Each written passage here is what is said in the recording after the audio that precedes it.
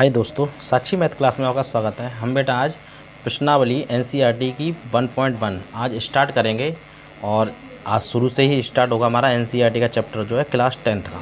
ठीक है ना। पहला चैप्टर जो होगा हमारा वो स्टार्ट होगा। तो पहला चैप्टर हमारा क्या है, बस वास्तविक संख्याएँ हैं। ठीक है ना। तो हम उसमें जो है पहला क्वेश्चन है एनसीईआरटी का वो करेंगे क्लास 10th के लिए। ठीक है।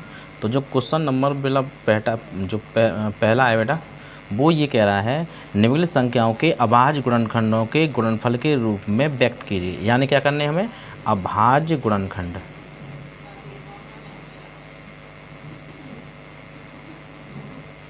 खंड, ठीक है ना। क्या करने हमें, अभाज्य गुणनखंड करने हैं भाई। तो देखो समझ लेंगे भाई अभाज्य गुणनखंड कैसे होते हैं। ठीक है ना। तो अभाज्य गुणनखंड में क्या होता है, जो पहला हमारा क्वेश्चन है वो है बेटा 140। किसे करने हैं हमें बेटा, 140 के फैक्टर करने हैं। तो देखो कैसे करते हैं बेटा, 140। ठीक है।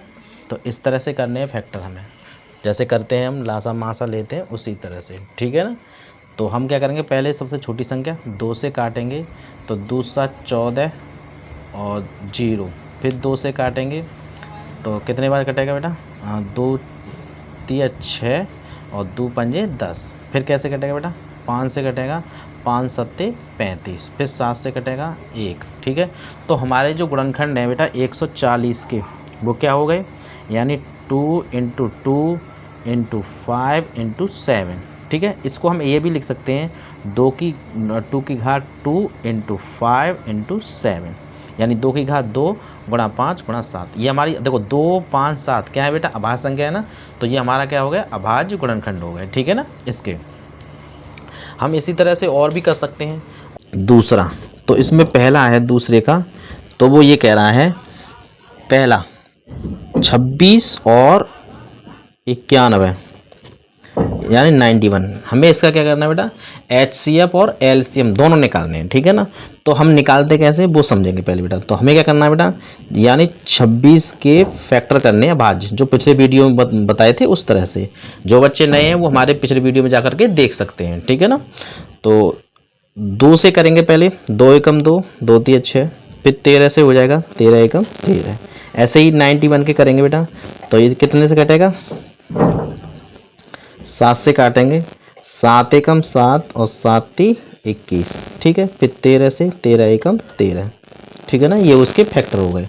अब करना क्या है बेटा, हमें करना है 26 के फैक्टर लिखने, 2 × 13। ठीक है। और हमें क्या करना है, इसी के साथ में 13 के भी फैक्टर लिखने हैं। तो कितने हो जाएंगे, 7 × 13। ठीक है। तो पहले हमें निकालना है बेटा क्या, HCF। ठीक है। तो मासा निकालना पड़े। तो मासा में देखो हमें क्या करते हैं बेटा, जो हमें दोनों में या 2 से अधिक पद दिए हों उनमें क्या हो, कॉमन हो। तो जो कॉमन होगा वो हमारा क्या होगा, उसका HCF। अब मान लो दोनों में कोई कॉमन नहीं है तो एक तो सबका गुणनखंड होता है ना, तो एक कॉमन आ जाएगा। तो उसका जो HCF होगा वो कितना होगा, 1 होगा, जब कोई कॉमन ना हो। अब इसमें बेटा देखो क्या कॉमन है, ये 13 कॉमन है। ठीक है ना। तो इसका जो HCF होगा वो कितना हो जाएगा, 13। ठीक है। यही इसका क्या हो जाएगा, आंसर। ऐसे ही बेटा हमें क्या निकालना है, इसका LCM। तो लिखेंगे 26 का कितना हो गया, 2 × 13 और 13 का कितना हो जाएगा बेटा, 7 × 13। ठीक है। तो हमें क्या निकालना है बेटा, LCM। तो LCM कैसे निकालते हैं बेटा, जो कॉमन है उसको भी लेना है। ठीक है। गुणा जो बचा 2 × 7। ठीक है। इन दोनों का मल्टीप्लाई कर लेंगे बेटा, तो 13 × 7 दूनी 14, गुणा करेंगे 14 × 42, 14 और 182। ठीक है। ये इसका आंसर हो गया। और दूसरा तरीका भी होता है, जैसे हमें क्या करना होता है, दोनों में जो कॉमन है उसकी सबसे छोटी घात इसमें लेनी है मासा में। ठीक है। और लासा में जो कॉमन है उसकी सबसे बड़ी घात, और जो बचे हैं वो भी लिखने हैं गुणा में। ठीक है। वो हमारा क्या होता है, LCM होता है। अब ये और कह रहा है बेटा इसमें संख्याओं का गुणनफल, यानी 2 संख्याओं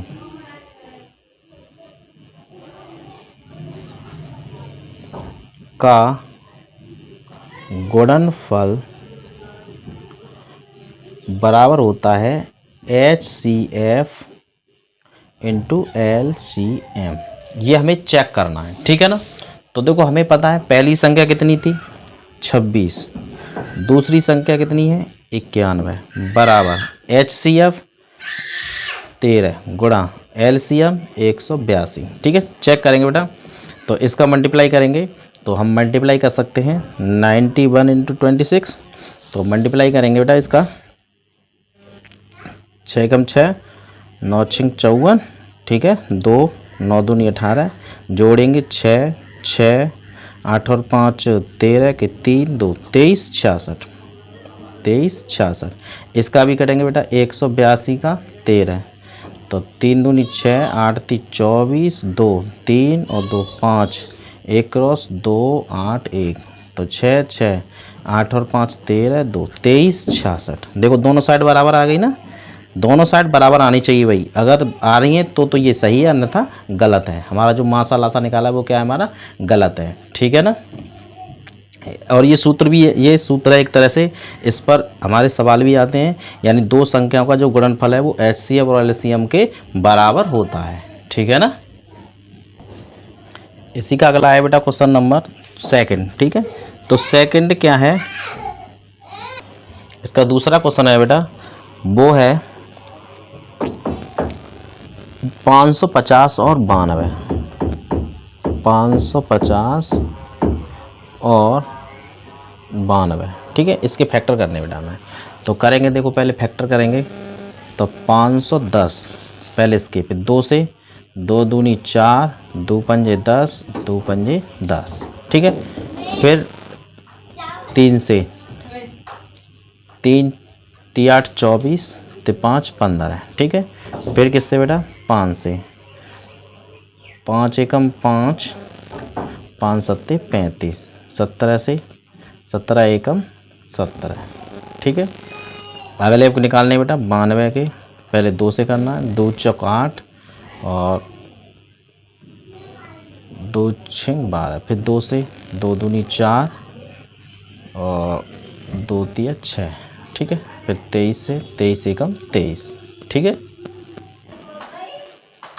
आगे बेटा इसके जो फैक्टर है वो क्या है बेटा, इसके जो फैक्टर हो गए 2 गुणा 3 गुणा 5 गुणा 13, वो सॉरी 70 है।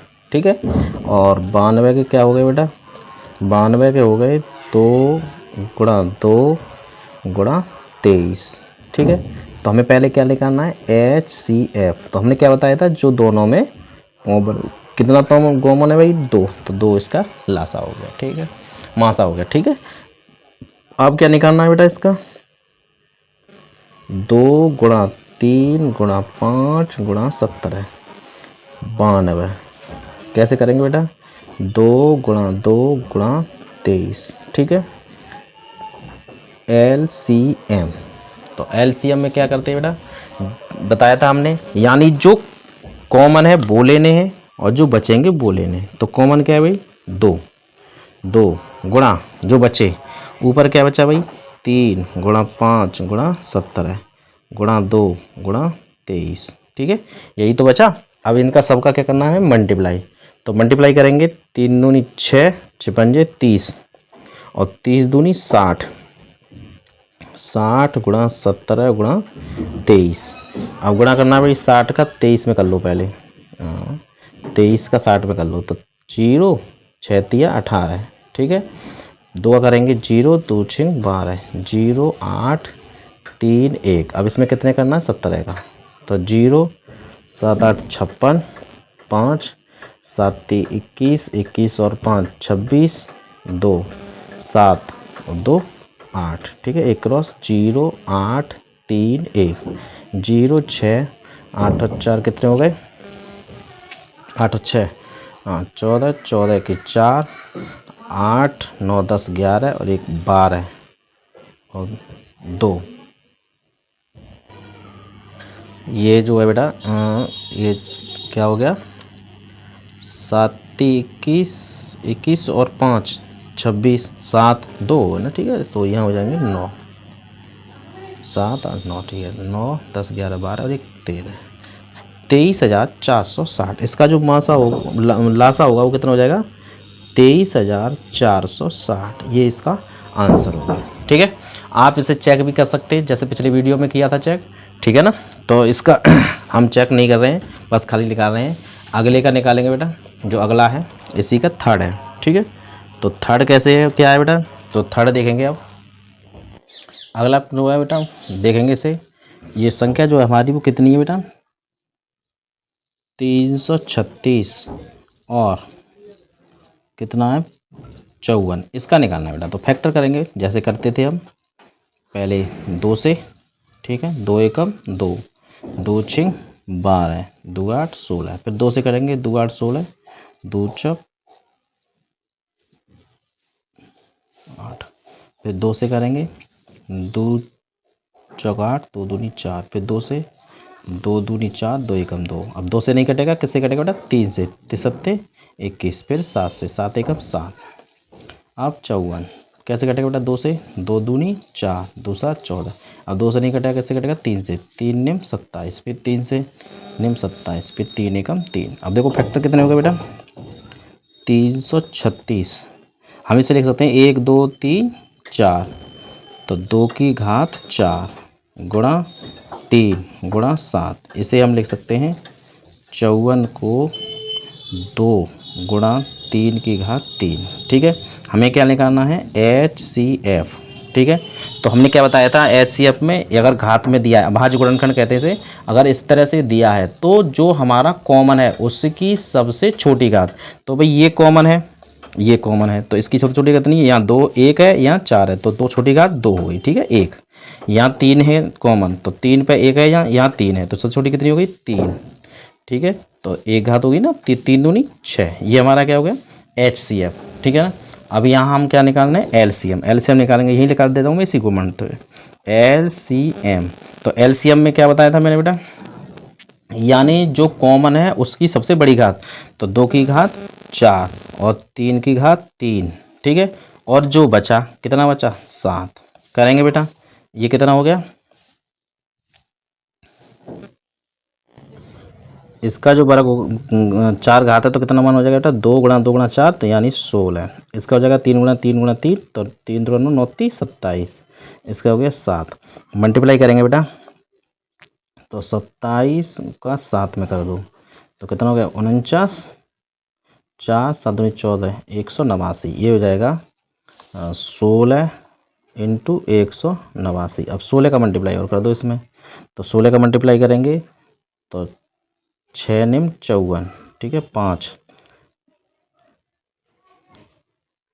48 53, ठीक है, 5 और 6 एकम 6 और 5 11, क्रॉस करेंगे तो ये बचेगा 1 का 9 8 1, जोड़ेंगे बेटा 4 9 10 11 12, 12 के 2 8 और 1 9 और 1 हासिल का 10, 2 और 1 हासिल 3, यानी इसका जो होगा 3024, ठीक है।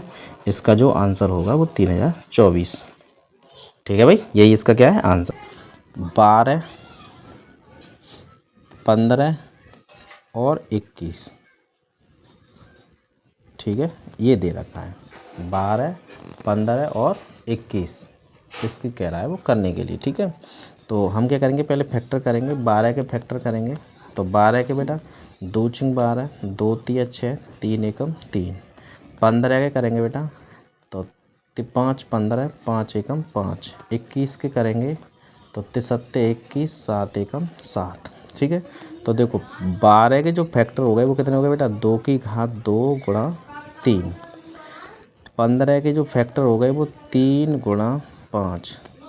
21 के फैक्टर हो गए बेटा 3 गुणा 7। हमें करना है बेटा HCF। तो HCF हमने क्या बताया था बेटा, जो संख्याएं कॉमन हैं, तो ये और ये तीनों में कॉमन है कितना, 3, तो ये इसका क्या हो जाएगा HCF, ठीक है। अब HCF हमारा ये हो गया, यानी सभी संख्याओं में कॉमन, ठीक है, तो ये ले लिया। अब LCM, तो इसके क्या बताया था, जो कॉमन है तो 3 कॉमन है, और जो बचे तो 2 की घात 2 गुणा 5 गुणा 7, ठीक है। 3 गुणा इसका वर्ग करेंगे तो 4 5 गुणा 7।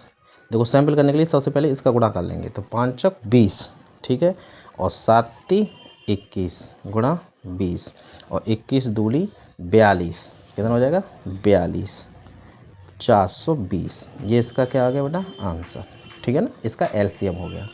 इसी तरह से बेटा इसका अगला क्वेश्चन है, अगला भी देखेंगे।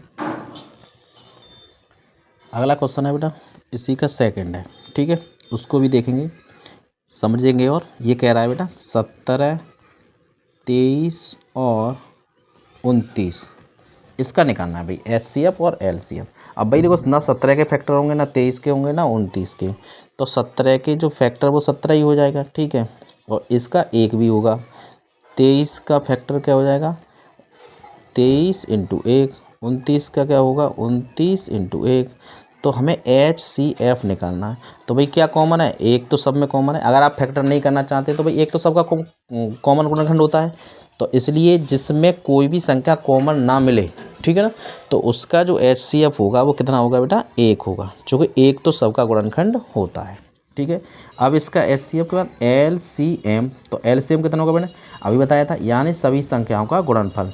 तो 17 गुणा 23 गुणा 29, ठीक है।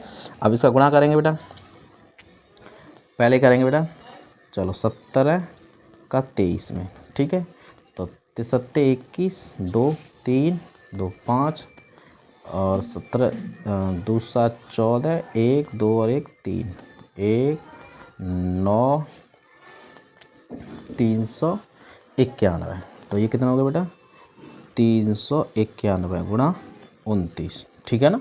अब हमें इसका भी करना है, चूँकि अब इसका गुणा करना पड़ेगा। तो 391 में कितना करना है बेटा 29 का गुणा। तो 9 एकम 9, 9 में 81, 81 के 1 8, 9 3 27, 27 और 8 कितने होते हैं 35, ठीक है, एक हो गया। फिर इसका करेंगे बेटा क्रॉस करके, 2 एकम 2, 2 में 18, 1 2 3 6, 6 और 1 7, जोड़ेंगे बेटा 9 3 8 और 5 13, 13 के 3 7 और 10 और 1 11, यानी इसका जो आंसर होगा वो कितना होगा 11,339। यही इसका क्या है आंसर है, ठीक है, LCM ये इसका, ठीक है बेटा। इसी तरह से आप सवाल कर सकते हैं। क्वेश्चन है मोस्ट इंपॉर्टेंट क्वेश्चन है बेटा, बहुत ही ज़्यादा पूछा जाता है, इस तरह का क्वेश्चन पूछा जाता है पेपर में, ठीक है ना। तो देखेंगे चौथा क्वेश्चन है, ठीक है, चौथा जो क्वेश्चन है वो ये कह रहा है जांच एच सी एफ किसका है बेटा 306, ठीक है, और 657 कितना दे रखा है बेटा 9 दिया है, ठीक है, ये दिया है। LCM किसका पूछा है बेटा 306 और 657, ज्ञात कीजिए, ज्ञात कीजिए। क्या ज्ञात करना है भाई LCM, ठीक है, LCM निकालना। तो हमने जब पहले दिन जो कराया था तभी एक सूत्र बताया था, यानी पहली संख्या इंटू दूसरी संख्या, क्या बताया था बेटा पहली संख्या इंटू दूसरी संख्या बराबर HCF इंटू LCM, यानी जो पहली संख्या और दूसरी संख्या का अगर हम गुणा करेंगे तो किसके गुणा के बराबर आएगा बेटा HCF और LCM के गुणा के बराबर आएगा, ठीक है ना। तो हमें बस यही करना है। देखो पहली संख्या कितनी होगी बेटा पहली संख्या, तो पहली संख्या कितनी होगी बेटा 306, दूसरी संख्या कितनी होगी बेटा 657, ठीक है 57 सॉरी। इसका जो HCF कितना हो गया बेटा 9, ठीक है। तो हम लगा देंगे पहली संख्या यानी 306, इसी में सूत्र में लगाएंगे, ठीक है ना। 306 गुणा कितना है बेटा 657, ठीक है, बराबर HCF 9 गुणा LCM, ठीक है ना। समझ में आ गया होगा सबके। इस तरह से हम कर सकते हैं ना, मान हमने उठा करके उसमें रख दिए जो सूत्र था, यानी पहली संख्या दूसरी संख्या बराबर HCF इंटू LCM। तो पहली संख्या हमारी कितनी थी 306, दूसरी संख्या बेटा कितनी थी 657, HCF कितना था 9, ठीक है। तो हमने रख दिया पहली संख्या दूसरी संख्या HCF और LCM निकालना है। तो हम निकालेंगे बेटा। तो LCM बराबर, भाई ये LCM रखेंगे तो ये गुणा में है ना, तो इधर जाके किस में पहुंच जाएगी बेटा, 306 गुणा 657 बटे 9, यानी गुणा में तो किधर जाएगी, भाग में, ठीक है ना। अब इसका भाग देंगे बेटा, भाग देंगे, इसमें देंगे 9 एकम 9, 9 तीस 27, 9 चौक 36, 9 तीस 27, 3 बचे, 9 चौक 36, ठीक है। कितना बचा बेटा, ये जो हमारा आ गया वो आ गया बेटा 34 गुणा 657, ठीक है ना। गुणा करेंगे बेटा इसका, तो देखो इसका है 657 गुणा करेंगे बेटा 34 का, ठीक है। और तो 4 सत्ते 28, 2 4 पंजे 20 और 2 22, 2 4 छिंग 24, 24 और 2 26, ठीक है। गुणा करेंगे तो 7 21, ठीक है, 2 तो 5 15 और 2 17 के साथ 1 तिछक 18 और 1 19, ठीक है। जोड़ेंगे सबको बेटा, 8 3 6 और 3 6 और 7 13, 9 और 1 10 और 2 12, 1 हासिल का 2, कितना आ गया बेटा 22,338। तो इसका जो हमारा जो होगा LCM वो कितना हो जाएगा बेटा 22,338, ठीक है। LCM ये बहुत ही ज़्यादा पूछा जाता है बेटा, ऐसा क्वेश्चन जो है सबसे ज़्यादा पूछा जाता है, ठीक है। यही इसका क्या हो जाएगा बेटा आंसर, ठीक है। ऐसे और भी जितने भी क्वेश्चन आएंगे वो सब इसी तरह से होंगे, यानी चाहे तो उसमें पहली संख्या पूछे या दूसरी संख्या पूछे या HCF पूछे LCM पूछे। अगर मान लो पहली संख्या पूछेगा तो दूसरी संख्या दे देगा, HCF देगा, LCM देगा। अगर पहली संख्या पूछेगा दूसरी संख्या देगा, HCF LCM। ऐसे ही अगर पहली संख्या दूसरी संख्या दे रखी है और HCF दे रखा है तो LCM इसी तरह से निकालेंगे। अगर उसने पहली संख्या दूसरी संख्या दे रखी है और LCM दे रखा है तो HCF भी इसी तरह से निकालेंगे, ठीक है ना। सभी इसी तरह से करते हैं क्वेश्चन, ठीक है ना। इस तरह का कोई भी क्वेश्चन आता है तो। अगर आपको हमारी वीडियो अच्छी लगी हो तो हमारे चैनल को सब्सक्राइब, वीडियो को लाइक और शेयर करते हैं। मिलेंगे नेक्स्ट वीडियो में, तब तक के लिए धन्यवाद। वो ये कह रहा है बेटा, जांच कीजिए कि क्या किसी प्राकृतिक संख्या n के लिए संख्या 6n अंक 0 पर समाप्त हो सकती है, ठीक है ना। ये कहना चाह रहा है, तो हमें इसे सॉल्व करना है बेटा। तो देखो आपको ये पता होना चाहिए, ये हमारा क्या है भाई 6 की पावर n, और किसके लिए कह रहा है n बराबर प्राकृतिक संख्या के लिए, ठीक है ना। तो देखो किसी भी संख्या को 0 पर समाप्त होने के लिए उसके फैक्टर जो है 2 गुणा 5 का होना जरूरी है, ठीक है ना। उसके फैक्टर में कितना 2 गुणा 5 होना जरूरी है, तभी वो संख्या क्या होगी 0 पे समाप्त होगी, ठीक है ना। यही तो है, तो हम इसे करेंगे, लिखेंगे इसमें संख्या 6n को 0 पर समाप्त होने के लिए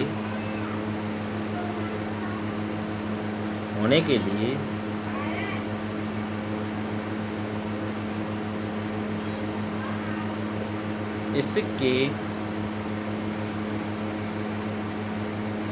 गुणनखंड में 2 गुणा 5 का होना आवश्यक है भाई, ठीक है ना। कितना होना चाहिए 2 गुणा 5 होना चाहिए। अब हम पहले इसके फैक्टर करेंगे बेटा। तो देखो 6n, तो कैसे करेंगे बेटा इसे 2 गुणा 3 पे घात n। भाई अब देखो 2 गुणा 3 तो 2 तो है लेकिन क्या नहीं है 5 नहीं है, तो लिख देंगे 6 की घात n में 5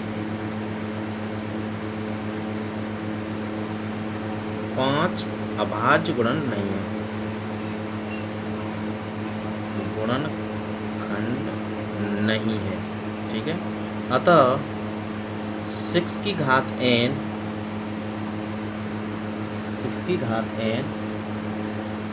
n प्राकृतिक संख्या के लिए 0 पर समाप्त नहीं होगी। ठीक है भाई, जब इसमें है ही नहीं तो ये संख्या 0 पे समाप्त नहीं होगी। ठीक है ना, ये हमारा क्वेश्चन है। अगला है बेटा, इसी में अगला देखेंगे। अगला जो क्वेश्चन है बेटा छठवां, वो कह रहा है व्याख्या कीजिए कि 7 गुणा 11 गुणा 13 प्लस 13 और 7 गुणा 6 गुणा 5 गुणा 4 गुणा 2 गुणा 3 गुणा 2 गुणा 1 प्लस 5 भाज्य संख्याएं क्यों हैं। भाई हमें ये बताना ये भाज्य संख्याएं क्यों हैं। ठीक है ना, तो भाई भाज्य संख्या के लिए क्या परिभाषा पहले पता होनी चाहिए इसकी। ठीक है ना, तो हमारा क्या है, पहले सवाल देखेंगे 7 गुणा 11 गुणा 13 और प्लस 13। ठीक है ना बेटा, तो हम पहले इसे सॉल्व करेंगे। तो देखो 13 यहाँ भी है, 13 यहाँ भी है, तो 13 तो हमने ले लिया कॉमन, बचा क्या बेटा 7 गुणा 11 प्लस 1।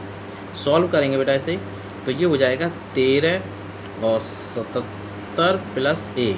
ठीक है, तो 13 और 77 कितने हो गए बेटा 78।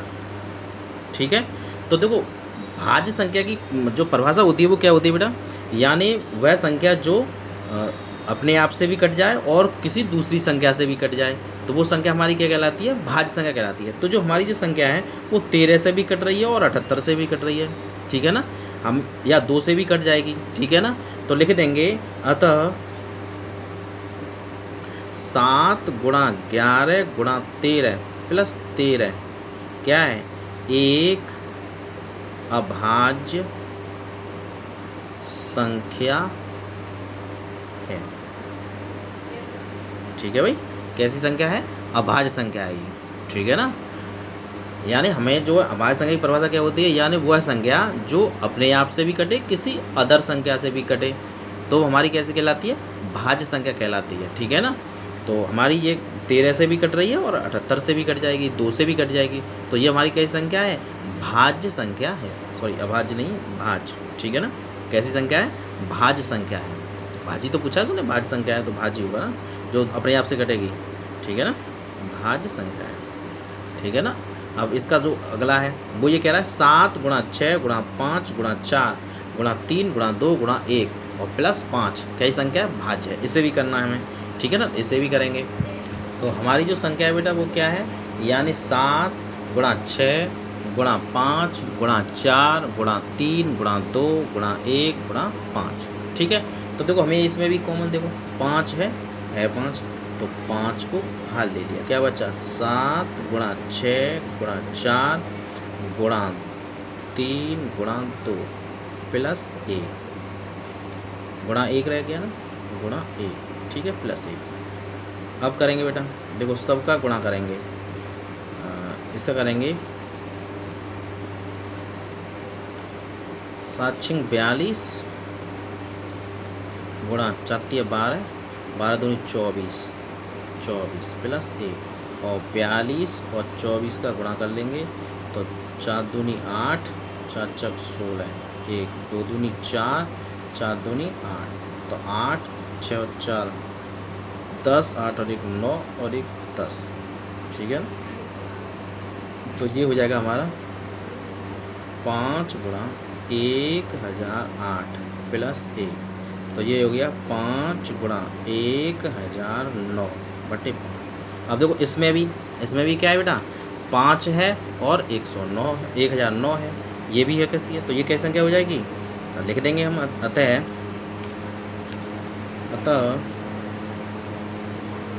7 गुणा 6 गुणा 5 गुणा 4 गुणा 3 गुणा 2 गुणा 1 और प्लस 5 एक कैसी संख्या है, भाज्य संख्या है। ठीक है भाई, कैसी संख्या है, भाज्य संख्या है। ठीक है ना, ये हमारा क्वेश्चन नंबर कौन सा होगा बेटा, 6वां। ठीक है, अब इसमें बेटा प्रश्नावली में एक क्वेश्चन और है 7वां। ठीक है ना, तो 7वां भी देखेंगे, करेंगे 7वें को बेटा। 7वां क्वेश्चन है बेटा, वो आपकी स्क्रीन पर आ रहा होगा, तो वो कह रहा है 7वां। ठीक है ना, किसी खेल के मैदान के चारों ओर एक वृत्ताकार पथ के इस मैदान का एक चक्कर लगाने में सोनिया को 18 मिनट लगते हैं, जबकि इसी मैदान का एक चक्कर लगाने में रवि को 12 मिनट लगते हैं। मान लीजिए वे दोनों एक ही स्थान पर एक ही समय पर चलना प्रारंभ करके एक ही दिशा में चलते हैं, कितने समय बाद वे पुनः प्रारंभ स्थान पर मिलेंगे। ठीक है, यानी सोनिया ने 18 मिनट में, सोनिया ने कितना लिया समय, सोनिया 18 मिनट लगते हैं, सोनिया को कितना लगते हैं बेटा, 18 मिनट, ठीक है ना। और रवि को कितने लगते हैं, 12 मिनट। तो वो ये कह रहा है कि दोनों एक साथ कब मिलेंगे, ठीक है ना। ये तो पूछ रहा है प्रारंभ स्थान पर कितने समय बाद मिलेंगे, जहाँ से चलना स्टार्ट किया है उस स्थान पर कितने समय बाद मिलेंगे। तो इस तरह के क्वेश्चन में हम क्या निकालेंगे बेटा, इनका LCM।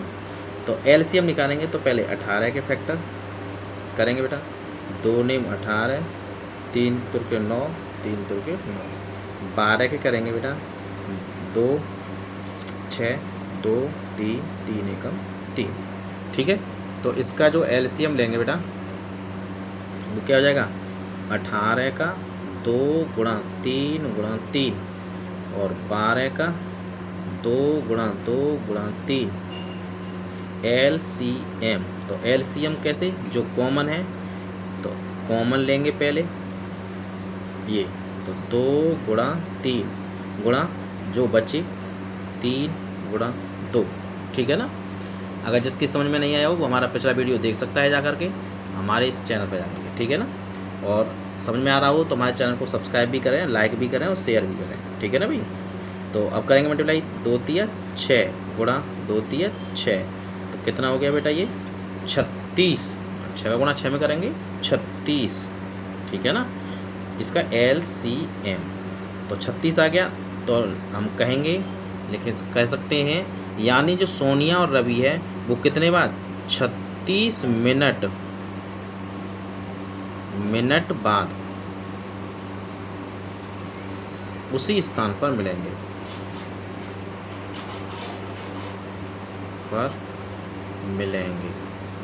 ठीक है भाई। जिस स्थान से चलना प्रारंभ किया था उसी स्थान पर 36 मिनट बाद वो एक दूसरे से मिलेंगे, ठीक है ना भाई। ये इसी का आंसर है। आपकी पहली प्रश्नावली आपकी समाप्त हो चुकी है। और अगर आपको हमारा वीडियो अच्छा लगा हो तो हमारे चैनल को सब्सक्राइब, वीडियो को लाइक और शेयर करें। मिलते हैं नेक्स्ट वीडियो में अगली प्रश्नावली के साथ, तब तक के लिए धन्यवाद। क्वेश्चन है बेटा, वो ये कह रहा है सिद्ध कीजिए कि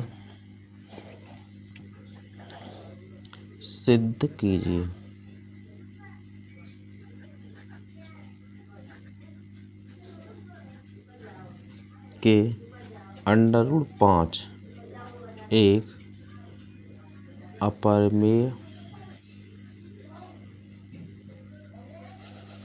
संख्या है, ठीक है भाई। ये हमें सिद्ध करना है।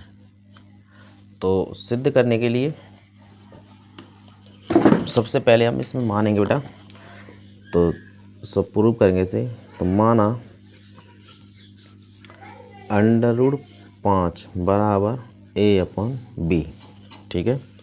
हमने क्या मान लिया, √5 बराबर A/B, जहाँ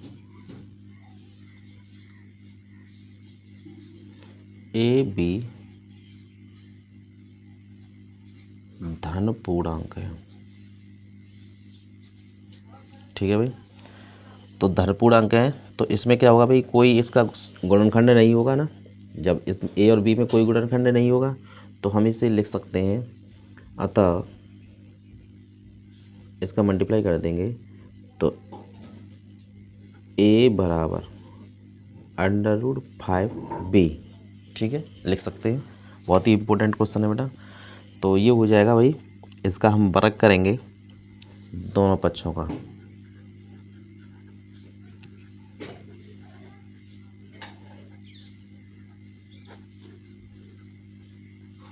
वर्ग करने पर। तो वर्ग करेंगे भाई, तो A का वर्ग, इसका करेंगे तो √5B का होल स्क्वायर, तो A² बराबर 5B², समीकरण नंबर 1 हो गया, ठीक है।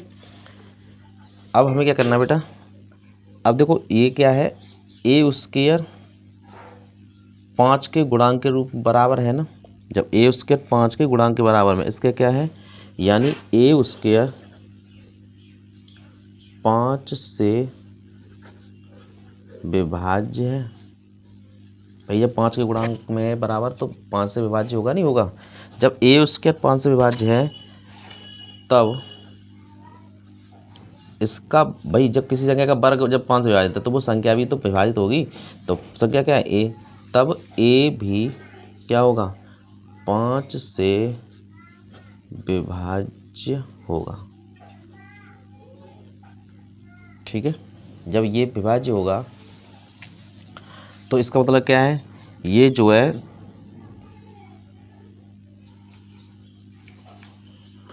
क्या हो जाएगा, यानी जो ए है वो क्या हो जाएगा 5c के गुणांक में हो जाएगा, नहीं हो जाएगा। ठीक है, दोनों पक्षों का फिर वर्ग कर दो बेटा,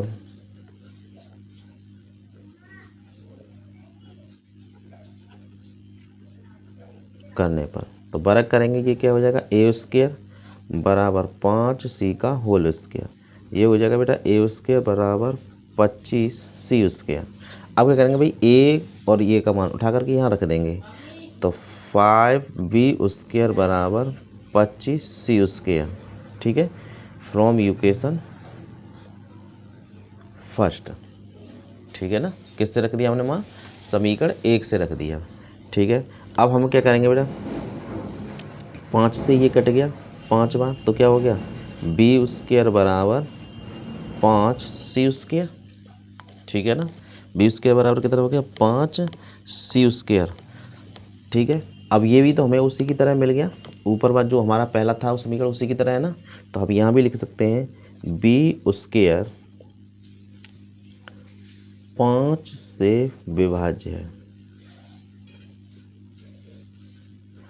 तब बी भी 5 से विभाज्य होगा, होगा नहीं होगा भाई। भाई किसी संख्या का वर्ग जब 5 से विभाजित है तो वो संख्या भी 5 से विभाजित होगी, नहीं होगी। ठीक है ना, अब क्या है भाई, जो 5 है वो इसका क्या है, अभाज्य गुणनखंड है। लिखेंगे अतः 5 a, b का अभाज्य गुणनखंड है।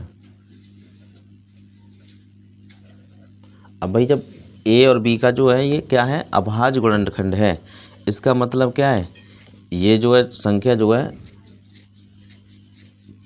अपरिमेय तो है नहीं, कैसी हो जाएगी, परिमेय हो जाएगी ना। तो हम कह सकते हैं कि a अपॉन b क्या है, a बट्टे b क्या है, एक परिमेय संख्या है। ठीक है भाई, क्या है परिमेय संख्या। अब परिमेय संख्या तो है नहीं, चूंकि भाई हमने क्या माना था, इसे √5 के बराबर माना था ना, तो √5 कैसी होती है, अपरिमेय। तो ये चीज़ जो संख्या है वो कैसी होगी, परिमेय, जो हमें त्रुटिपूर्ण प्राप्त हुई है, जो हमें त्रुटिपूर्ण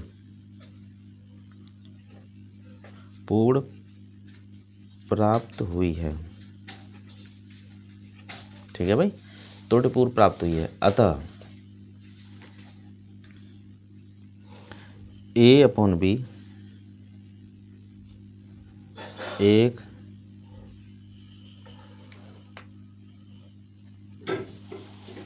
नहीं हुई, ये क्या करिए हमने, a अपॉन b एक परिमेय संख्या है, तब यहाँ लिखा जाएगा तब √5b क्या होगी, एक परिमेय संख्या है। भैया हम a अपॉन b है तो इसके बराबर जो है वो भी तो एक परिमेय संख्या होगी, तो √5 भी क्या हो जाएगी, एक परिमेय संख्या। जब √5 हो जाएगी तो जो हमें किससे प्राप्त हुई है, त्रुटिपूर्ण प्राप्त हुई है। ठीक है ना, जो हमें त्रुटिपूर्ण प्राप्त हुई है भाई। अब ये हमें क्या है, जो हमें √5 है वो कैसे प्राप्त हुई है, परिमेय त्रुटिपूर्ण। अतः क्या हो जाएगा, अतः √5 एक अपरिमेय संख्या है, संख्या है। भाई एक क्वेश्चन इससे ज़रूर पूछा जाता है, इसी तरह से, ठीक है ना, पूछता है कि अपर में है इस तरह से, ठीक है ना।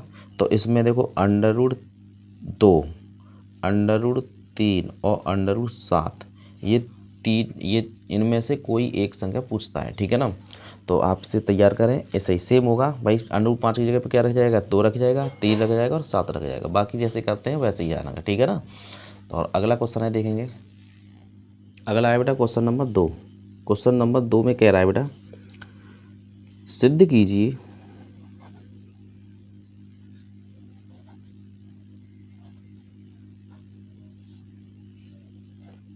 कि 3 + 2√5 एक अपरिमेय संख्या है।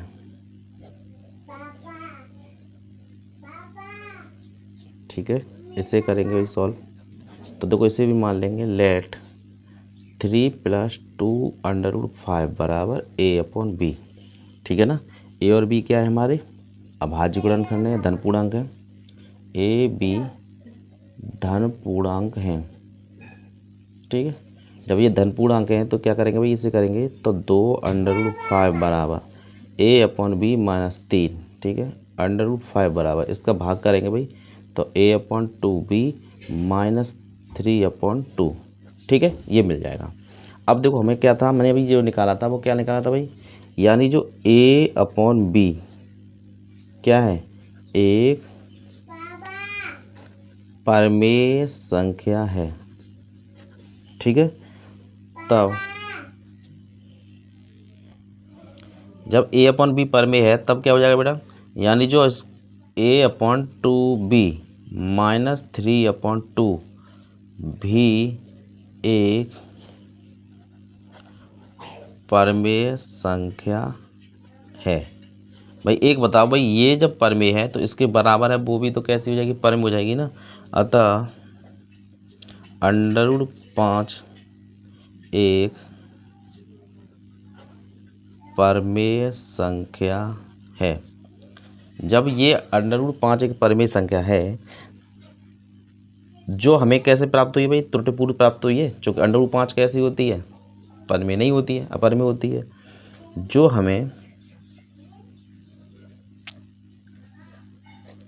त्रुटिपूर्ण प्राप्त हुई है, अतः √5 एक कैसी संख्या है, अपरमेय संख्या है। भाई एक बात बताओ, जब ये जो है हमारी कैसी है, अपरमेय संख्या है, ठीक है ना। जब ये अपरमेय है तो इसका मतलब क्या है, इसमें चाहे कुछ भी जोड़ें, गुणा करें, भाग करें, वो सब क्या रहेगी, अपरमेय रहेगी। तो लिख सकते हैं तब 3 + 2√5 भी एक अपरमेय संख्या है, ठीक है भाई। ये इस तरह से होगा। क्वेश्चन है बेटा वो है तीसरा। तो वो ये कह रहा है, सिद्ध कीजिए कि निम्नलिखित संख्याएं अपरमेय संख्याएं हैं। तो एक पहला है तीसरे का 1/√2, ठीक है। तो इसे करना है पहले हमें, ठीक है ना। ये हमें दिखाना है कि ये कैसी संख्या है, अपरमेय संख्या है। तो हम क्या करेंगे बेटा, इसे 1/√2 को मान लेंगे, माना क्या है, एक परमेय संख्या है, ठीक है। परमेय संख्या है 1/√2, तो हम इसे मानेंगे 1/√2 बराबर a/b, जहाँ a, b धन पूर्णांक है। तो इसका अपोजिट कर लेंगे तो √2 बराबर क्या हो जाएगा, b/a, ठीक है ना। अब जब हमारे माना था पहले तो b/a क्या होगी, एक परमेय संख्या है। जब b/a परमेय संख्या है तो √2 भी क्या होगी, एक परमेय संख्या होगी, भाई होगी नहीं होगी। अब लेकिन √2 कैसी होती है अपर में, तो लिखेंगे जो हमें त्रुटिपूर्ण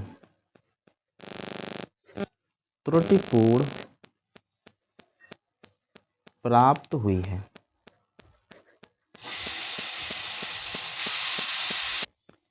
तो ये कैसे होगी भाई, जो त्रुटिपूर्ण प्राप्त है, ठीक है ना। जब त्रुटिपूर्ण प्राप्त है इसका मतलब क्या है, यानी √2 कैसी होगी, एक अपरिमेय संख्या है, ठीक है, अपरिमेय संख्या है। जब √2 एक अपरिमेय संख्या है तब क्या हो जाएगा, 1/√2 भी क्या होगी, एक अपरिमेय संख्या होगी, ठीक है भाई। ये कैसी हो जाएगी, अपरिमेय हो जाएगी। अब अगला है बेटा इसका सेकंड है, सेकंड देखेंगे भाई।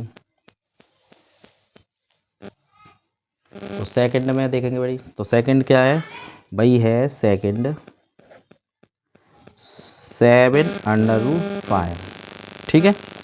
तो 7/5 है, तो इसे भी करेंगे, मान लेंगे, माना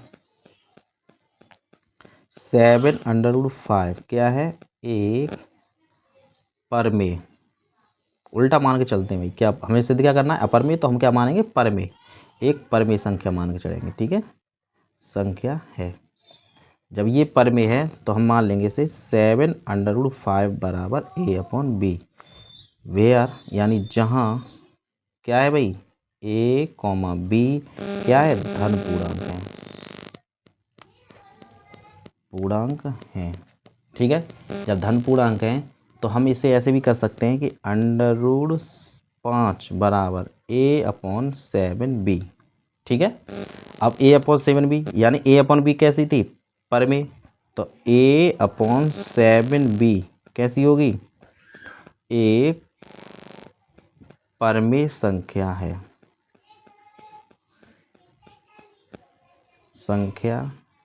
है, अतः √5 भी एक परमेय संख्या होगी,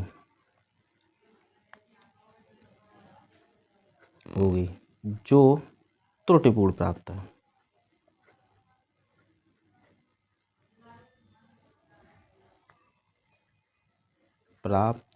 है, अतः √5 एक अपरमेय संख्या है।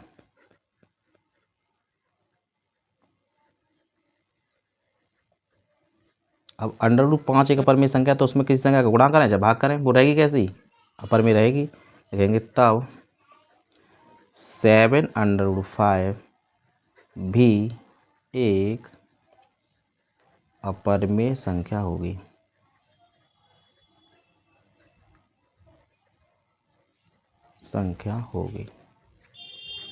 ठीक है भाई। इस तरह से हम और भी ऐसे निकाल सकते हैं, गुणा वाले जितने वो तो उसमें भाग करते जाएंगे, और वो अपर में, चूँकि a/b हम दिखा चुके हैं तो वो पहले भी अपर में है, तो अपर में है तो सब अपर में हो जाएंगे, ठीक है ना। फिर उसको √2 वाली दिखाएंगे, वो पर में हो जाएगी, ठीक है ना। ऐसे ही इसका थर्ड है, तो थर्ड देखेंगे बेटा, थर्ड है, वो कह रहा है थर्ड, वो ये कह रहा है थर्ड 6 + √2, ठीक है। क्या मान लें, यह कैसी संख्या है, परमेय संख्या है, ठीक है भाई, मान लिया। तो इसका हो जाएगा 6 + √2 कैसी हो जाएगी, a/b, जहाँ a, b क्या है, धन पूर्णांक हैं, ठीक है भाई। जब धन पूर्णांक हैं तो क्या हो जाएगा भाई, इसे प्रश्न कर देंगे, तो 2 बराबर a/b - 6, ठीक है। अब ये क्या हो जाएगा भाई, a/b - 6 कैसा है भाई, 6 एक कैसी संख्या है, एक परमेय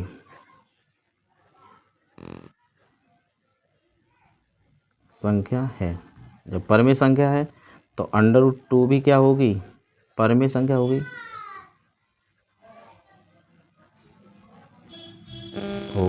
भाई परमेय संख्या, लेकिन √2 कैसी होती है, अपरमेय, तो लिख देंगे जो त्रुटिपूर्ण प्राप्त है। जो त्रुटिपूर्ण प्राप्त हुई है। क्यों हुई है भाई? क्योंकि हमने इसे अपर में ही माना था इसलिए, ठीक है ना। और लेकिन √2 कैसी जाएगी? √2 एक कैसी संख्या होगी? अपर में।